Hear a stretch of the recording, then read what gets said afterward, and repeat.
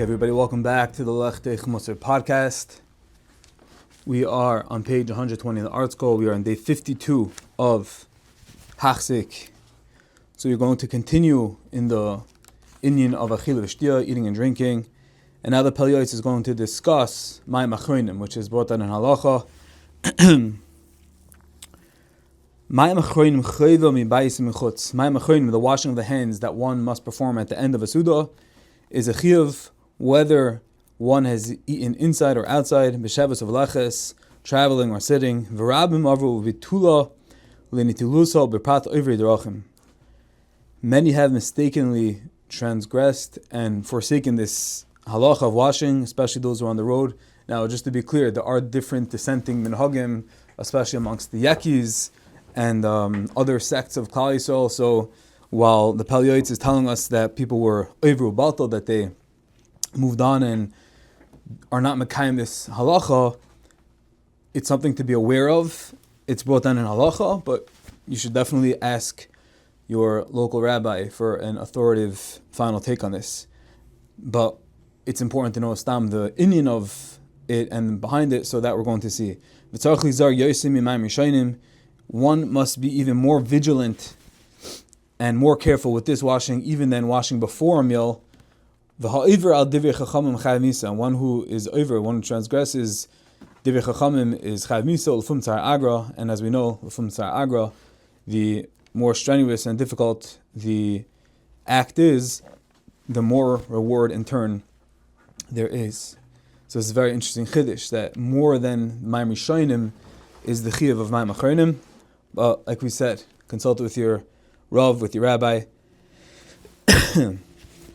Ubisudas mitzvah tzarich lizar shlo yiteitz yisecharim behafsidon. And certainly by a sudas mitzvah, a person should make sure that he's trying to engage in a sudas mitzvah. He shouldn't lose out by not partaking in this, by not participating, engaging in this mitzvah. Bedaber davar asher lekaras v'kugen litzalnas v'devi nirgon v'danas dvar mischoik v'kal soish v'chadome. And aside from the mitzvah at hand, which we're discussing, which is the mitzvah of Mayim Achronim, he says certainly one shouldn't speak divrei litzalnos and lashon hara and einah, disparaging things about other people and mockery, because you're trying to be mekayim a mitzvah, and there you are doing averus by belittling people, and that's an averus. So yatzas schar b'afseda, which would be a tremendous loss. A person should always have your shamayim at the forefront of his mind. And when a person has your Shemayim on his mind, then even his Suda, which we've spoken about in the past, which is something that's megushim, it's materialistic, but that is going to be considered a carbon. And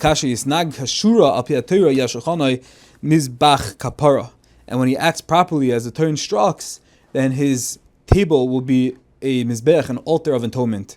So this is pretty incredible, but again, as we spoke in the past, that like the Pele Yoeitz has reminded us and made us aware, you can take anything and elevate it and make it more godly, more spiritual, more lofty. Included is even eating, which is seemingly mundane.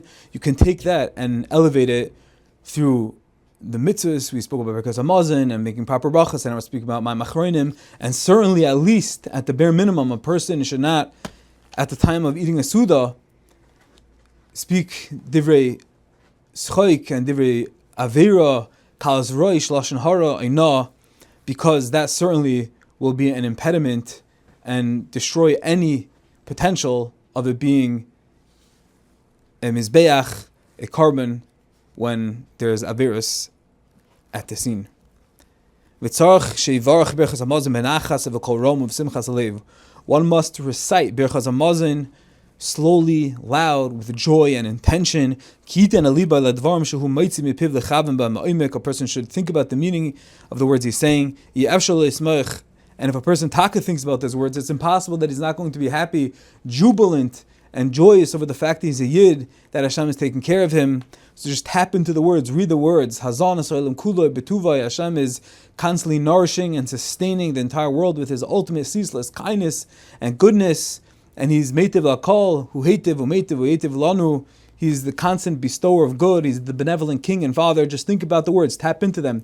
Even just look at them and just translate them. And that in itself should make a mapecha, should make a turnaround in our benching. So before we bench, just think, I'm about to thank Melech Machem Lachim. I'm about to tap into the ultimate, ceaseless, boundless good of the King who has the Yoeitz HaTov that are filled with Kol Tov, and we have access to that. We're thanking Him. And he quotes from the Zohar, Yesh Tzorech Gadol v'Choves Garva lemebar kol tats dekei kedei levarach b'chas mazon b'simcha. A person should do whatever he can. It's even a chiyuv to do whatever he can to recite b'chas mazon with joy. So instead of just opening up our phone and just fumfering through it and getting it done, it's an avodah, it's a mitzvah, it's a simcha rabbah, it's a way of our expression, our excitement, a demonstration of realizing that we're the B'nai Melech and we're able to speak to Him, we're able to thank Him. As we spoke about earlier in previous shiurim, it's a tremendous schus to be able to speak to the Melech Himself, and Hashem wants us to bless Him. Incredible. And the great safeguard that one can employ is that he should have kavanah, he should close his eyes. So looking at a bencher, that's obviously the golden standard, but a person who is being distracted by what's going around, close your eyes. Or at least have your eyes below and your heart upwards. Brachas can I get arba oises shall shame lashpia shafel bracha ba'arba lomis atzilus b'ya yitzir asiyah. This is a bit kabbalistic, but a person should have kavanas that Hashem is melech haletz kevoidai. He's in the atzilus bria yitzir and asiyah.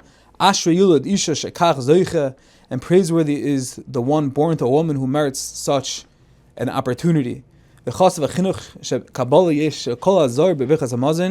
we have a Kabbalah. We want brachas from the Gadol Dar, from the Rosh Hashiva, from our Rabbanim. We have a Havtach, we have a Kabbalah from the Minchas Chinuch in Mitzvah 430. What does he say? Shekol hazar bebechas hamazon. Anyone who is zahir, anyone who is scrupulous regarding bechas hamazon, mizay noisav mitzuyin loy bechavod kol mechayev. His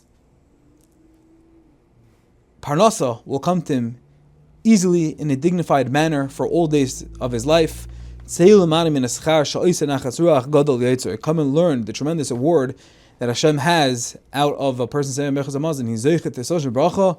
He's zeicha that kol hazar bechas hamazon mizaynoisiv mitzuyin lebechavod kol mechayev, that he's going to be able to find in a dignified, bakavadik manner his mizonis, his parnasa, all the days of his life. And in a general sense, we conclude that one's action should always be for the sake of Shemayim, meaning this reminds us, as we conclude this chelik over here, that even while we're eating, even while we're engaging in quote-unquote something mundane, materialistic, gashmias, the nefesh habahami, even that, if we have masechel l'shem Shemayim, through that, vis-a-vis our intention, our machshavas, and thinking about the Eibishter, thinking that we want koiches to be Eved Hashem, to have more strength, to have more koiches, that will transform and elevate the mundane and nefesh habahami to davar kadosh, to bringing a carbon on the mizbeach, and to davar chaviv, davar kadosh ad ma'od.